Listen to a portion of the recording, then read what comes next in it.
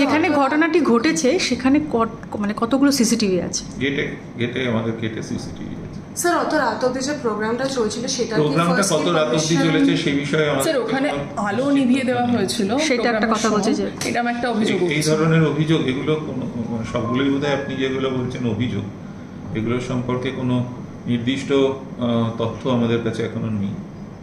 সেগুলো নিশ্চয়ই মানে স্যার আমাদের আগে বলা হয়েছিল যে ইউনিভার্সিটি ক্যাম্পাসের মধ্যে ইন্টারনাল সিকিউরিটি পেট্রোলিং চলে রাত্রির বেলা। কালকে অত রাত অবধি প্রোগ্রামটা চলছিল, কোনো ইন্টারনাল সিকিউরিটি কি ছিল ওখানে? কি পেট্রোলিং হচ্ছিল? আমাদের তো একটা বড় ক্যাম্পাস, আমাদের সিকিউরিটির সংখ্যাতে একটা সমস্যা আছে, কারণ গত 2 বছরে অনেকেই অবসর গ্রহণ করেছেন। তো সীমিত সংখ্যক সিকিউরিটি স্টাফ নিয়ে আমরা কাজ করছি। তার মধ্যে পেট্রোলিং নিশ্চয়ই ছিল, পেট্রোলিং টিম হয়তো সেই সময় সেই জায়গাটায় ছিলেন না, সেটাও দেখতে হবে। তো আমরা চেষ্টা করব যাতে করে এই ব্যাপারে আরো নজর দেওয়া যায় এবং এই ধরনের ঘটনা ভবিষ্যতে আর যাতে না ঘটে। পরিবারের সাথে কি কথা হয়েছে? পরিবার কালকে এসেছিলেন আমাদের হসপিটালে রাত্রিবেলাতেই। মেয়েটির মা এবং বাবা দুজনেই এসেছিলেন এবং আমাদেরও অনেকে ছিলেন, আমাদের ডিপার্টমেন্টের টিচাররা, ডিন, আর্টসের ডিন, আমিও রাত্রিবেলায় এসেছিলাম, রেজিস্ট্রারও ছিলেন, আমাদের মেডিকেল অফিসার ছিলেন, ইংলিশ ডিপার্টমেন্টের হেড অফ দ্য ডিপার্টমেন্ট তাঁরাও ছিলেন।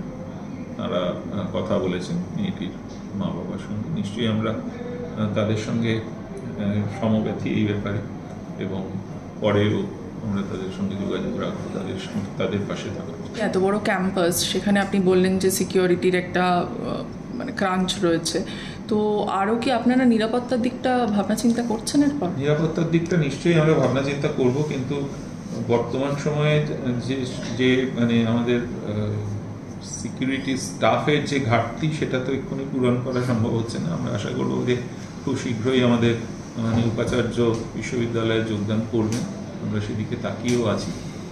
তাহলে আমরা এই যে সমস্ত মানে শূন্য পদ সেগুলো পূরণ করার জন্যে চেষ্টা করব এবং সেই ব্যাপারে পদক্ষেপ নেব।